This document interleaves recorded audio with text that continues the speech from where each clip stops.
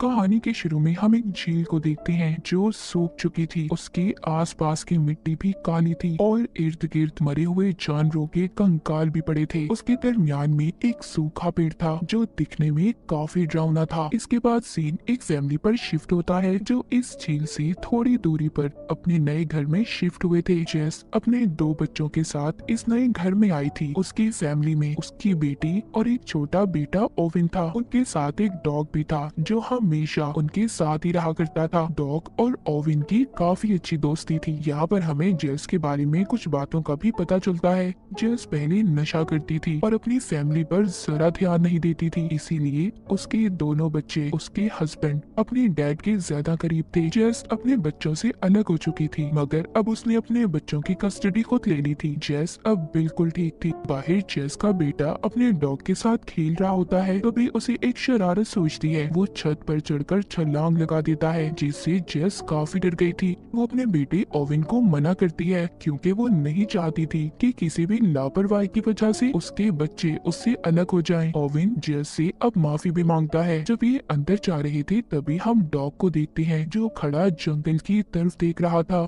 न जाने उसे क्या नजर आ रहा था। वो जोर जोर से भौंकता है पर इस बात पर कोई ध्यान नहीं देता। उसी दिन रात को जब ये सो रहे थे तब भी डॉग बैठा लगातार जंगल की तरफ देख रहा था, जो काफी अजीब बात थी। पर तब भी जेस उस पर ध्यान नहीं देती और सोने चली जाती है। अगले दिन जेस अपने बच्चों को अपने हस्बैंड के घर छोड़ती है। तभी उसका हस्बैंड उसे एक एनवेलप देता है जिसको जेस नहीं खोलती और अपनी जॉब पर चली जाती है। जेस एक हॉस्पिटल में नर्स थी। वो जाकर अपनी दोस्त से मिलती है, फिर एक मरीज से जिसका दुनिया में कोई भी नहीं था और वो औरत जिंदा नहीं रहना चाहती थी। पर जेस उसको बहुत समझाती है, कहती है देखो मेरी बात मानो, जिंदगी बहुत कीमती है। जिसके बाद हम जेस के बच्चों को देखते हैं जो घर वापस आ गए थे और आकर मछलियां पकड़ने उसी झील के पास जाते हैं जो हमने कहानी के शुरू में देखी थी। पर जब दोनों उसकी ऐसी हालत देखते हैं तो परेशान हो जाते हैं क्योंकि वो झील सूख चुकी थी और डरावनी भी लग रही थी। पर तभी उधर उनका डॉग भागने लगता है और भागते भागते कीचड़ में फंस जाता है। ओविन और उसकी बहन दोनों उसकी मदद करते हैं। जब ये ऐसी हालत में घर जाते हैं जेस बहुत नाराज होती है। वो दोनों को डांटती है। जब ये रात को खाना खा रहे थे तो खाना ओविन को पसंद नहीं आता। जेस उसे कहती है बेटा प्लीज आज ये खा लो, कल मैं तुम्हें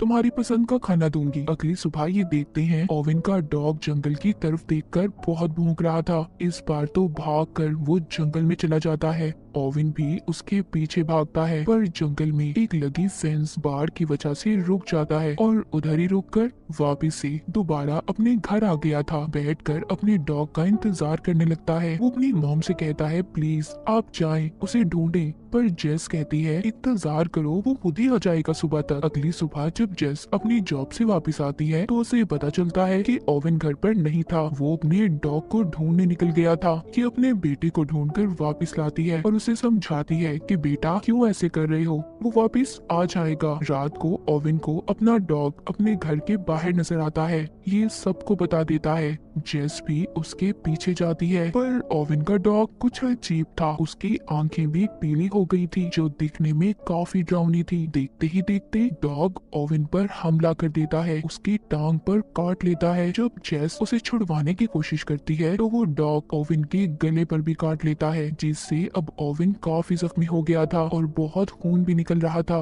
जेस उसको हॉस्पिटल लेकर जाती है। डॉक्टर उसका ऑपरेशन करते हैं। उधर जेस का हस्बैंड भी आ गया था जो उस पर बहुत गुस्सा करता है, बहुत चिल्लाता है, कहता है तुम्हारी वजह से ये सब कुछ हुआ है। जेस कहती है याद करो वो डॉग तुमने ही ओविन को दिया था। खैर ऑपरेशन के बाद ओविन की हालत बेहतर हो गई थी, उसको होश आ जाता है तो जेस उसको खाना खिलाती है पर ओविन को खाना पसंद नहीं आ रहा था। उसका जायका उसे अच्छा नहीं लग रहा था। जेस को ये लगता है शायद ये उसकी तबीयत की वजह से ऐसा है, पर ऐसा क्यों था, क्या हो रहा था ओविन के साथ, इसका पता हमें थोड़ी देर बाद ही चलेगा। अगले सीन में हम ओविन को देखते हैं जिसकी हालत अब ज्यादा खराब हो गई थी। उसके मुंह से झाग निकल रही थी। डॉक्टर्स को भी समझ नहीं आ रहा था कि उसके साथ हुआ क्या है, इसीलिए वो ओविन को बेहोशी का इंजेक्शन देकर उसका खून टेस्ट करवाते हैं, पर इनसे भी डॉक्टर को कुछ पता नहीं चलता। थोड़ी देर बाद ओविन को जब होश आता है तो वो उसी खून खून को पी जाता है जो उसे चढ़ाया जा रहा था। जेस ये देखकर काफी परेशान हो जाती है, पर इस बारे में वो किसी को कुछ नहीं बताती। अब ओवेन को खून ना मिलने की वजह से उसकी हालत और भी ज्यादा खराब हो रही थी, इसीलिए जेस उसको लगातार खून पिलाती है। ये खून वो हॉस्पिटल के ब्लड बैंक से चुराया करती थी। जब ओवेन घर जाता है तो जेस हॉस्पिटल से बहुत से खून के पैकेट चुरा कर ले आई थी। वो अपनी बेटी से छुपाकर ओवेन को खून पिलाती थी। एक दिन ओवेन की जरूरत हद से बढ़ जाती है, वो सारे के सारे पैकेट्स एक साथ ही पी जाता है। जेस जब ये देखती है काफी परेशान हो जाती है। उसे समझ नहीं आ रहा था कि आखिर उसके बेटे को हुआ क्या था। अब उसे हर जगह से खून मिलना भी बंद हो गया था, इसीलिए जेस अपने बेटे को जानवरों का खून पिलाना शुरू करती है। पर जानवर का खून पीते ही ओवेन की हालत खराब हो जाती है। जेस के पास कोई और रास्ता नहीं था, वो ओवेन को अपना ही खून निकालकर पिलाने लगती है। वक्त के साथ साथ ओवेन की खून पीने की चाहत अब बढ़ती जा रही थी, जिससे जेस बहुत परेशान थी। इसी वजह से उसने उसे स्कूल भेजना भी बंद कर दिया था। एक दिन जेस रिसर्च करती है कि आखिरकार उसके बेटे को कौन सा इन्फेक्शन हुआ है कि वो सिर्फ इंसानों का खून ही पीना चाहता है। पर जेस को इसका कोई जवाब नहीं मिलता। अपना खून पिला पिला कर उसकी हालत भी अब अच्छी नहीं थी। जेस को किसी और इंसान की जरूरत थी जिसका खून वो अपने बेटे को पिला सकती। अगली सुबह उसका हस्बैंड बच्चों को लेने आता है। जेस इस बात से बहुत परेशान थी। वो एक बोतल में अपने बेटे को खून देती है, कहती है बेटा अपना ख्याल रखना और किसी को भी इस बारे में कुछ पता नहीं चलना चाहिए। फिर ये हॉस्पिटल जाती है। वहाँ पर फिर से उस मरीज औरत ने अपनी जान लेने की कोशिश की थी, लेकिन डॉक्टर उसे बचा लेते हैं। जेस को यहाँ पर आइडिया आता है। वो उस औरत का कई बार खून निकालने की कोशिश करती है, पर कामयाब नहीं हो पाती। अगले दिन उस औरत को हॉस्पिटल वाले जाने का बोलते हैं, क्योंकि वो अब बिल्कुल ठीक हो चुकी थी। उसके पास जेस आती है और उसको घर छोड़ने के बहाने अपनी गाड़ी में बिठा लेती है। वो औरत कहती है तुम्हारी वजह से जेस मुझे जिंदगी की समझ आई कि कितनी कीमती होती है। पर वो बेचारी की बात नहीं जानती थी कि जेस ही उसकी अब जान लेना चाहती थी। जेस उस औरत को बेहोश करके अपने घर के बेसमेंट में बांधकर बंद कर देती है और खून निकालने लगती है। जब उस औरत को होश आता है, जेस उससे कहती है प्लीज मुझे माफ कर दें, ये मेरी मजबूरी है वरना मेरा बेटा मर जाएगा। जेस अपने बेटे के साथ अब काफी वक्त गुजारती थी। उसे स्कूल भी नहीं भेजती थी। जेस की बेटी को सब कुछ पता था, पर फिर भी वो अपनी मॉम को कुछ नहीं कहती। एक दिन वो बेसमेंट को देखती है जहाँ पर ताला लगा हुआ था, इसीलिए जब जेस घर पर नहीं होती तो उसकी बेटी खिड़की से बेसमेंट के अंदर जाती है, जहाँ पर वो उस औरत को बंधा हुआ देखती है जो काफी बुरी हालत में थी। जेस की बेटी उसे छुड़वाने की कोशिश करती है, मगर तभी उधर जेस आ गई थी। उसकी बेटी उसे देखकर छुप जाती है। जेस भी समझ चुकी थी कि उसकी बेटी यहीं पर है। अब वो सारी बात अपनी बेटी को भी बताती है कि वो उसके भाई की वजह से ये सब कर रही है। वो भी ये सब बातें सुनकर जेस का साथ देने के लिए तैयार थी। जेस एक दिन जब बेसमेंट में उस औरत का खून निकालने जाती है तो वो औरत इस बार खुद ही खून देने के लिए तैयार थी, इसीलिए जेस उसको खोल देती है। पर इसी बात का फायदा उठाकर वो औरत जेस पर हमला करके भागने की कोशिश करती है। उसी वक्त पुलिस भी जेस के घर आ गई थी, जो उसी औरत को ढूंढ रही थी जिसको जेस ने अगवा किया था। पर किसी तरह जेस उसको दोबारा से बेहोश करती है और फिर ऊपर जाकर पुलिस से बात करती है। अगली सुबह जेस के बच्चों को उसके हस्बैंड के घर जाना था। जेस अपनी बेटी को उसके भाई का ख्याल रखने का कहती है। वहाँ जाकर ओवेन अपने डैड की दूसरी बीवी को बड़े गौर से देख रहा था और उसका खून पीने का सोचता है, लेकिन उसकी बहन साइड पर ले जाकर उसको समझाती है और थोड़ा सा खून पीने के लिए देती है, पर वो सारा खून ही पी गया था। ओवेन की बहन अब समझ चुकी थी कि ओवेन अब आहिस्ता आहिस्ता अपने ऊपर से कंट्रोल को खो रहा है। जब वो वापस आती है तो सारी बातें अपनी मॉम को बताती है, पर जेस अपने बेटे को और खून देने की बात कर रही थी। फिर ये लोग घूमने जाते हैं। जेस जब अपने घर वापस आती है तो बेसमेंट का दरवाजा खुला हुआ था। वो औरत यहाँ से भाग चुकी थी जिसको जेस ने कैद किया हुआ था। वो भागकर जंगल की तरफ जा रही थी। उसके पीछे ओवेन भी जाता है। वो औरत तेजी से भागते हुए ध्यान नहीं देती और जंगल में लगी फेंस बार से उसका गला कट जाता है।